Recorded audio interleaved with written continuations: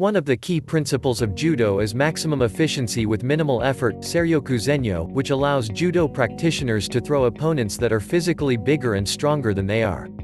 For instance, if an opponent that wants to punch you comes at you with a great impulse, as a Judo practitioner you can take advantage of such impulse, moving into a favorable position to block and grab the attacker's arm, and place your body and hip into a position where it can act as a fulcrum, which together with a lifting movement of the legs facilitates the execution of a throw.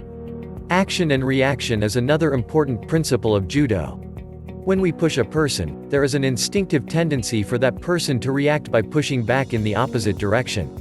Inversely, if we were to pull, the person would likely pull back to return to their initial position. Judokas take advantage of those moments when people are moving back to their original positions, before they fully regain their balance, to add their own strength to those movements, and apply a Judo technique. Strategy is also important in Judo, both in terms of long-term skill development and short-term engagements. For example, Judo practitioners have to assess the potential strength of an opponent in a match and compare it against their own, in the context where the action will be performed, and determine the best course of action. Since its inception, another important principle in Judo is safety, which along with situational risk awareness, helps identify potentially dangerous situations for ourselves and others, and enable us to take preventive measures to decrease the likelihood of such events happening, and if they do, to apply measures to reduce their level of impact.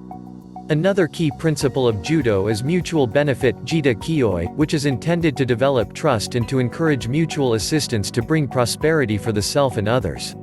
This principle is often observed in the interactions between Judo practitioners. For instance, the practice of a Judo throw requires both the person performing the throw and the partner being thrown, working together so that both people can benefit from these activities. These principles also provide guidance on the type of relationships we should establish with other people we regularly interact with, in places like home, school, the workplace, the venue where we practice Judo, and even in Judo competitions. These topics are explained in greater detail in the book, Judo, an introductory guide for beginners. For more information, visit amicala.com.